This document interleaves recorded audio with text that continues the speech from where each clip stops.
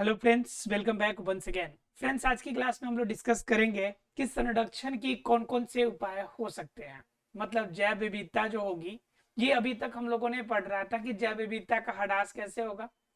दूसरा नंबर हम लोगों ने पढ़ा था कि जैव विविधता को संरक्षित करने के अर्थात सुरक्षित करने के क्या कारण है, हम सुरक्षित क्यों करेंगे, हमें संरक्षण करने की जरूरत क्या है, आवश्यकता क्या है, इनके बारे में डिस्कस किया था। और आज की क्लास में हम लोग डिस्कस करने वाले हैं कि संरक्षण की क्रिया होती कैसे, कैसे संरक्षण की क्रिया होती है और संरक्षण कैसे किया जा सकता है, इनके बारे में जानना है। मतलब क्या, हमें आज की क्लास में डिस्कस करनी है जैव जैव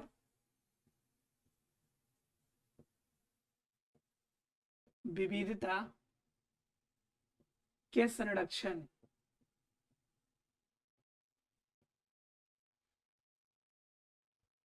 के तरीके, संरक्षण के तरीके। मतलब कि जैव विविधता के संरक्षण के तरीके कितने हो सकते हैं। हम लोगों ने बताया था, कल पिछले क्लास में हम डिस्कस किए थे कि संरक्षण करने की आपकी सोच जो हो सकती है तीन तरह की हो सकती है। कैसी कैसी सोच हो सकती है कि हो सकता है कि आप संरक्षण करें तो उस समय आपका विचार जो हो कैसा हो, संकीर्ण मानसिकता की हो, संकीर्ण विचारधारा हो, संकीर्ण हो। या फिर आप क्या सोच सकते हैं, व्यापक तरीके से। या फिर हो सकता है कि आप नैतिक विचारधारा के अंतर्गत जैव विविधता के संरक्षण के बारे में सोच रहे होंगे। ठीक है, ठीक है, ये तीन तरीके आपके हो सकते हैं जिनके का जिससे आप क्या करें, संरक्षण करें। लेकिन तीनों कंडीशन में आपका क्या होगा, तीनों कंडीशन में आप जैव विविधता का संरक्षण के बारे में सोचेंगे। लेकिन अब बात आती है कि अगर संकीर्ण मानसिकता आपकी होगी या व्यापक होगी या नैतिक होगी, कंडीशन में करना तो आपको जैव विविधता का संरक्षण ही है। अब बात आती है कि जैव विविधता का तीनों तरीका से भी करें तो संरक्षण के कोई ना कोई तो तरीका होगा कि संरक्षण कैसे करेंगे। जैसे मान लीजिए आपको क्या करना है कि दिल्ली से लेकर मुंबई तक जाना है। ठीक है, तो दिल्ली से मुंबई जाने के आपके तीन तरीके हो गए, तीन रीजन हो गए, तीन तरीके हो गए, तीन रीजन हो गए आपके पास। एक रीजन हो गया कि आप किसी ऑफिशियल काम से जा रहे हैं। दूसरा रीजन हो सकता है आपका सोचने का तरीका, आपका काम करने का तरीका क्या हो सकता है, ऑफिशियल वर्क से। एक हो सकता है कि फैमिली मेंबर है वहां पे तो अपने रिलेशन के बेस पे। और एक हो सकता है ये कि आप अपने कंफर्ट के लिए, लग्जरीज के लिए घूमने जा सकते हैं। तो ये तीन तरीके से आपको, मतलब तीन बेस हो सकते हैं आपके घूमने जाने का। अब बात आती है कि वहां घूमने जाने का, ध्यान समझिए, या दिल्ली या टू मुंबई, ये है। अब इस कंडीशन में भी आपका क्या है, तीन कंडीशन है कि आप मुंबई क्यों जाएंगे। तो मुंबई जाने के लिए आपका क्या होगा, मुंबई जाने के लिए आपके कारण क्या हो सकते हैं। तो आपका विचार होगा कि चलो भाई मेरा ऑफिशियल कोई काम है, ऑफिस का कोई काम है, तो ऑफिस के काम के पर्पज से चले जाए, चलो ठीक है। दूसरा ये हो सकता है कि आपकी फैमिली के कोई मेंबर रहते हैं तो फैमिली मेंबर के कारण जाना पड़ता हो आपको। ठीक है, या तीसरा कारण ये हो सकता है कि आपका क्या हो कि आप अपना कंफर्ट की वजह से, अपनी आराम और घूमने और ऐश मौज की वजह से आप जा सकते हैं। तो ये तीन चीजें हो सकती है जहां पे आपका मुंबई जाएंगे। ठीक है, लेकिन दिल्ली से मुंबई जाने के लिए आपको क्या हो सकते हैं, तरीके अलग अलग हो सकते हैं। क्या तरीके अलग हो सकते हैं कि दिल्ली से मुंबई जाना हो तो हो सकता है कि आप कार से, कि हम कार से जाएंगे, अपनी कार से चले जाए, पहला हो सकता है। दूसरा हो सकता है कि आपको मन करे कि एरोप्लेन से चले जाए, हवाई जहाज से चले जाए, भाई फ्लाइट से, एरोप्लेन से चले जाए। हो सकता है कि तीसरा ये हो आपके माइंड वेकअप में कि हम बस या ट्रेन से चले जाए, बस या ट्रेन से सफर कर ले। ठीक है, तो ये तरीके अलग अलग हो सकते हैं जिन तरीकों से आप वहां पे जा सकते हैं। तो ये हमारे पास क्या हो गया कि ये तीन तरीके हो गए, ये तीन क्या हो गया, तरीके हो गए जिस तरीके से हम दिल्ली से मुंबई पहुंच सकते हैं। और ये हमारा सोच हो गया कि हम किस पर्पज से जा रहे हैं। तो उसी तरह से जैव विविधता के संरक्षण के, ये हमारी सोच है कि संकीर्ण मानसिकता के व्यापक या नैतिक, कि हमें ये चीजें करना चाहिए, हमें जाना है, हमें संरक्षण करना है। ये बात श्योर हो गया। जैसे ये तीन रीजन से क्लियर होता है कि हमें किसी भी तरह मुंबई जाना है। ठीक है, उसी प्रकार से इन तीनों बातें से यह साबित होती है कि हमें जैव विविधता का संरक्षण करना है। अब बात आती है जिस तरह से जाने के तरीके अलग अलग थे, तो वैसे ही जैव विविधता के संरक्षण के भी तरीके अलग अलग हो सकते हैं। ठीक है, तो चलिए जरा बात कर लेते हैं कि जैव विविधता के संरक्षण के तरीके कौन कौन हो सकते हैं। तो देखिए, जैव विविधता के संरक्षण के मुख्य रूप से दो तरीके होते हैं। ठीक है, पहला तरीका क्या होगा, तो वो होगा कि संकटग्रस्त जितने भी आपके जीव होंगे उनका संरक्षण कीजिए। जैसे मान लीजिए पहला जो है आपका तरीका,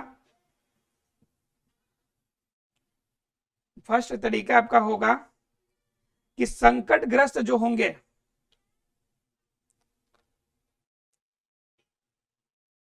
जो भी संकटग्रस्त होंगे, संकटग्रस्त प्रजाति का संरक्षण,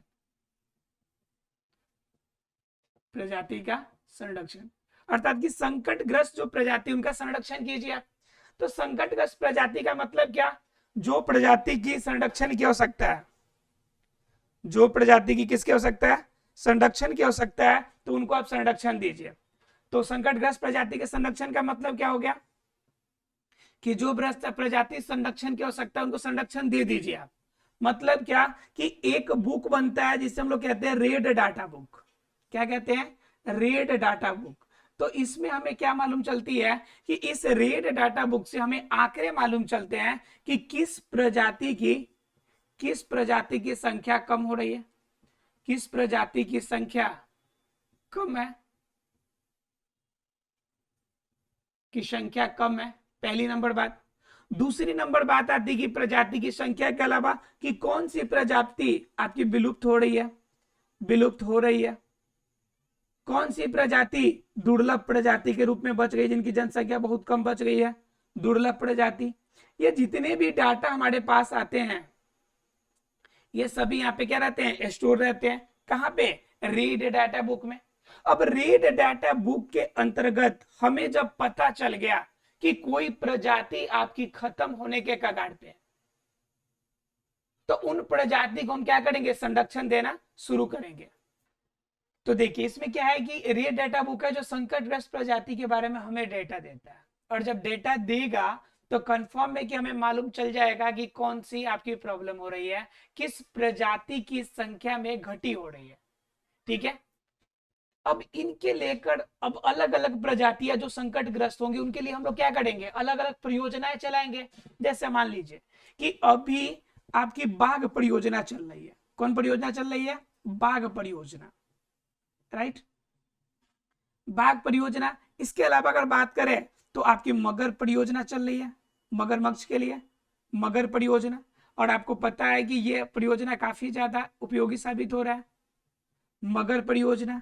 इसके अलावा अगर परियोजना का बात कीजिएगा तो इनके अलावा गिर जो उपवन है उसमें शेर के लिए भी परियोजना चल रही है, शेर परियोजना, राइट।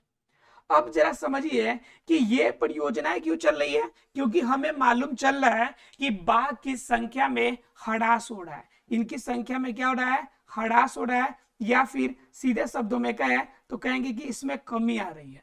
ठीक है, मगर की संख्या में सेम कंडीशन है, आपका शेर की संख्या में सेम कंडीशन है। अगर कमी आ रही है तो हमें क्या करना पड़ेगा, किसी भी तरह इसे फुलफिल करना पड़ेगा। इसे क्या करना पड़ेगा, फुलफिल करना पड़ेगा, इसे पूरा करना पड़ेगा। और इन्हीं को पूरा करने के लिए हम अलग अलग प्रकार की परियोजनाएं चलाते हैं, और ये डेटा हमें कहाँ मिल जाती है, तो रेड डाटा बुक से। तो इन रेड डाटा बुक से हमें जो संकटग्रस्त होगी उनकी परियोजना चलाएंगे हम, क्योंकि उन्हें फिर से सही करना है। तो ये बात तो तब हो जाती है जब हमें मालूम चल जाती है कि कौन प्रजाति संकटग्रस्त है, और संकटग्रस्त मालूम चल गया तो उस कंडीशन में उसकी जांच हम शुरू कर देते हैं। तो पहला तो संरक्षण का तरीका ये हो गया कि संकटग्रस्त प्रजाति का संरक्षण। दूसरा कंडीशन क्या है कि इसमें देखिए, अब इसमें मेन चीज है कि संकटग्रस्त प्रजाति का संरक्षण करने का मतलब है कि उन क्षेत्रों को हम सुरक्षित रखेंगे, वहां के जीव जंतु को सुरक्षित रखेंगे। अब मान लीजिए कि केस आ जाएगा, जरा समझिए ध्यान से, कि मान लीजिए किसी क्षेत्र में बाघों की संख्या 10 है, ठीक है, 10 या 20 है, तो उस कंडीशन में तो हम क्या करेंगे, इनको सुरक्षित करेंगे, और सुरक्षित करने के बाद क्या होगा, धीरे धीरे इसमें प्रगति करेगा, 10, 20, 30, 40, 50 बढ़ते चला जाएगा। लेकिन जहां पे आपका सिर्फ एक या दो बचे हैं, एक या फिर दो ही प्रजाति बने हैं, तो उस कंडीशन में क्या करेंगे? तो उस कंडीशन में तो हम उसे प्रकृति पे छोड़ नहीं सकते हैं, क्योंकि प्रकृति के अनुसार छोड़ेंगे तो हो सकता है कि उनमें प्रजनन की क्रिया नहीं होगी, हो सकता है उनकी प्रजाति पूरी तरह से विलुप्त हो जाए। तो उस कंडीशन में फिर आपको क्या करना पड़ेगा? संरक्षण के अलग उपाय आपको अपनाने पड़ेंगे। तो ऐसे कंडीशन में कौन सा प्लान अपनाते हैं हम लोग? तो वह दूसरा प्लान जो है वह प्रजनन का है। संकटग्रस्त जो प्रजाति है उनका प्रजनन कराया जाता है। ठीक है, क्या कराया जाता है? प्रजनन कराया जाता है कृत्रिम तरीके से। ठीक है, इनका जो मेथड है वो कौन सा मेथड है? विशेष प्रजनन संरक्षण की प्रक्रिया। ठीक है, अब विशेष प्रजनन संरक्षण का मतलब क्या? कि प्रजनन की क्रिया जब तक अच्छी जनसंख्या थी तब तक तो कोई दिक्कत नहीं है, लेकिन जब परियोजना के अनुसार आपका देखा जाए कि प्रजाति के अंदर संख्या बहुत कम हो गई, प्रजाति में संख्या कम हो गई है, संख्या क्या हो गई? कम हो गई। प्रजाति में जब संख्या कम हो जाएगी, और संख्या अगर कम हो जाएगी तो उस कंडीशन में क्या हो जाएगा? प्रजाति की संख्या घट गई, कम हो गई। तो उस कंडीशन में प्रॉब्लम क्या आ जाएगा? कि उस कंडीशन में आप प्रकृति के भरोसे उसे नहीं छोड़ सकते, प्रकृति के भरोसे नहीं छोड़ सकते, प्रकृति के भरोसे नहीं छोड़ सकते। अब प्रकृति के भरोसे नहीं छोड़ सकते मतलब यह कंफर्म हो गया कि वहां पे आपको विशेष रूप से प्रजनन क्रिया पे ध्यान देना पड़ेगा, विशेष प्रजनन क्रिया पे ध्यान देना पड़ेगा। और विशेष प्रजनन का मतलब हो गया कि आप कृत्रिम तरीके से उसमें प्रजनन के लिए कुछ कार्य करेंगे, कृत्रिम तरीका वहां पर अपनाएंगे। तो इससे भी क्या होगा? कि संरक्षण होगा। संरक्षण करने का मतलब है कि उस प्रजाति के नए जीव हमारे पास अवेलेबल हो जाएंगे, और नए जीव अवेलेबल होगा तो फिर से क्या हो सकते हैं? उन प्रजाति को फिर से हम रिफिल कर सकते हैं। तो तरीका हमारे पास दो हो गए, या तो क्या करें? जो प्रजाति समाप्त हो रही है, जिनकी जनसंख्या सीमित मात्रा में बच गई है, कम मात्रा में बच गई है, उन्हें हम क्या करें? उन्हें सुरक्षित करना शुरू कर दें। या फिर उनकी मात्रा बिल्कुल खत्म हो गई है, लगभग अब उसे रिकवर करना मुश्किल है, तो उस कंडीशन में हम क्या करेंगे? उसे विशेष प्रजनन विधि के द्वारा अपनाएंगे और प्रजनन की क्रिया आसान तरीके से उसे करेंगे, और तब जाकर क्या करेंगे? उनकी प्रजाति की संख्या जो कम हो गई है उसे पूरा करेंगे कृत्रिम तरीके से, और फिर से हम उसे संरक्षित करने की कोशिश करेंगे। तो यह दोनों तरीका है, इस दोनों तरीका से हम जैव विविधता के संरक्षण कर सकते हैं। ठीक है, अब बात आती कि यह जो दोनों तरीका से हम संरक्षण करेंगे, तो इन्हें इस प्रकार से संरक्षण करने के तरीका में भी अलग अलग केसेस आते हैं। तो अलग अलग केसेस, मान लीजिए कि संरक्षण हम कर रहे हैं, संकटग्रस्त प्रजाति का संरक्षण कर रहे हैं, या फिर आपका विशेष प्रजनन संरक्षण कर रहे हैं, तो ये कहां करेंगे? बात यह आती है कि संरक्षण कहां किया जा सकता है और कैसे किया जा सकता है। ठीक है, तो हमने कर लिया कि भाई करना है, लेकिन कहां करेंगे? संरक्षण कहां करेंगे? संरक्षण होगा कहां? क्वेश्चन आती है। तो जरा देखिए कि जब बात करते हैं संरक्षण की, तो संरक्षण भी करने के दो तरीके हैं। संरक्षण करने के भी कितने तरीके हैं? दो तरीके हैं। जैसे संकटग्रस्त प्रजाति हो या फिर आपका विशेष प्रजनन, इन दोनों तरीकाओं को करने के लिए हमारे पास दो तरीके हैं। कितने तरीके हैं? दो तरीके हैं, और इन दो तरीके से हम संरक्षण की क्रिया करते हैं। ठीक है, दो प्रकार से हम संरक्षण कर सकते हैं। एक होता है आपका, एक होगा आपका स्वस्थाने, क्या होगा? स्वस्थाने, और दूसरा होगा स्वस्थाने, और एक होगा आपका बाह्य स्थाने। क्या होगा? बाह्य स्थाने।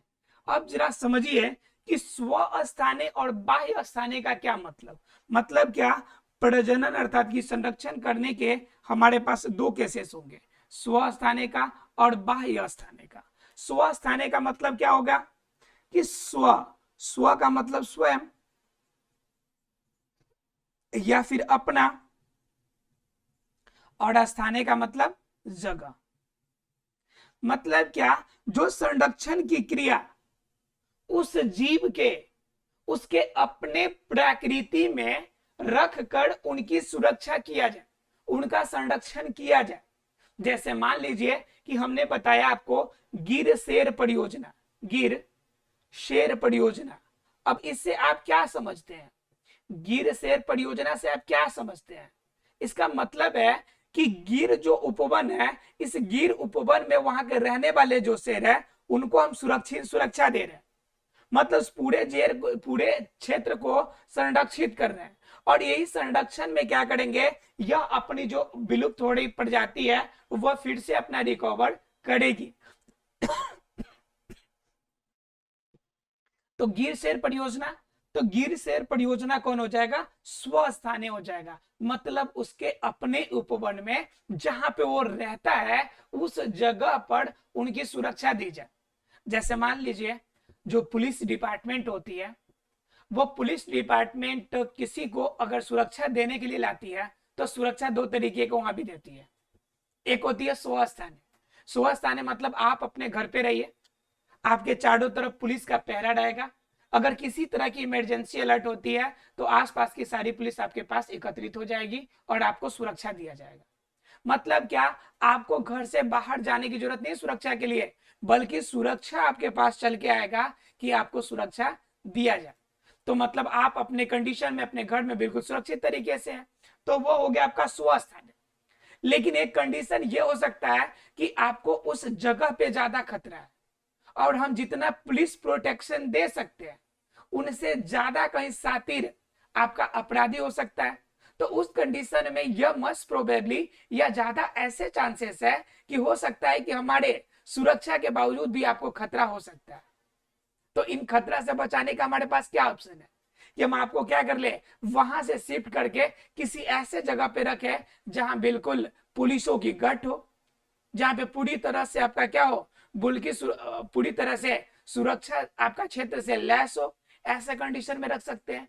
तो दो अस्सी कंडीशन हो गया, जब आपके घर पे ही सुरक्षा दिया जाए तो स्वस्थानीय, और जब आपको उठा के ले जाया जाए और कहीं ऐसे स्थान पे ले जाया जाए जहां पे क्या हो जाए, पूरी तरह से सुरक्षित किया जाए, सुरक्षा दिया जा सकता है, तो वह कहलाएगा आपका बाह्य स्थानीय। सेम कंडीशन जैव विविधता के संरक्षण के लिए भी लागू होते हैं। जैव विविधता के संरक्षण के दोनों आपके तरीके जो होंगे यह स्वस्थानीय और बाह्य स्थानीय में होंगे डिवाइड। स्वस्थानीय का मतलब जहां पे स्थित है वहीं पे, और बाह्य स्थानीय मतलब उसको जगह चेंज करके। जैसे देखिए मान लीजिए कि हम आपका जिम कार्बेट है, जिम कार्बेट एक आपका उपवन है, और जिम कार्बेट में मान लीजिए सबसे पुराना 1 नंबर का इंडिया का है वो जिम कार्बेट, सबसे पुराना आपका वही आपका अभ्यारण्य है। मान लीजिए कि जिम कॉर्बेट है, और आपका यहाँ पे जो आपका मान लीजिए कि कोई कलकत्ता का आपका कोई चिड़ियाघर है, और उस चिड़ियाघर में मालूम चला कि कोई प्रजाति संकटग्रस्त है, ठीक है। अच्छा हम गिरी की बात करते हैं, गिर में शेर की आपकी समस्या प्रॉब्लम हो गई। अब क्या करेंगे कि इस शेर को इस गिर उपवन के अंदर सुरक्षा देना समर्थ नहीं है, तो उस कंडीशन में इस शेर को ट्रांसफर किया जाएगा कहां पे, तो इस शेर को ट्रांसफर किया जाएगा जिम कॉर्बेट में। कहां पे, जिम कॉर्बेट में, और उस जिम कॉर्बेट में इसको सुरक्षा दिया जाएगा। तो जिम कॉर्बेट और आपका गिर ट्रांसफर हो गया गिर से जिम कॉर्बेट में, तो वह बाह्य स्थानीय हो गया, ठीक है। और स्वस्थानीय मतलब कि अगर जिम कॉर्बेट में सुरक्षा दिया जाता तो।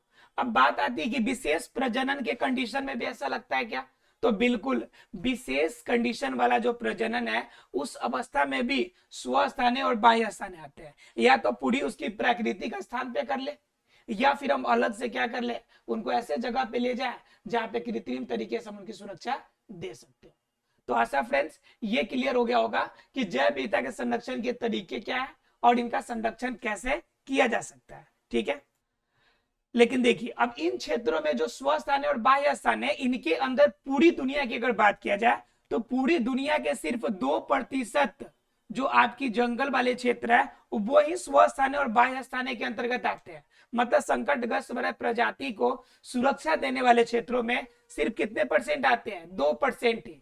लेकिन 2% हमारे लिए इसलिए इंपॉर्टेंट हो जाते हैं क्योंकि इस 2% क्षेत्र में बहुत अधिक प्रकार की प्रजातियां वहां पे अवेलेबल होती है, और ज्यादा प्रकार की अगर प्रजाति अवेलेबल होगी तो उस कंडीशन में भी आपको क्या करना पड़ेगा कि उनको सुरक्षा देना आपके लिए जरूरी हो जाएगा। ठीक है, तो ध्यान रखना है कि ज्यादा क्षेत्र नहीं है, 2% क्षेत्र ही है, लेकिन उनको भी सुरक्षा देना जरूरी हो जाता है।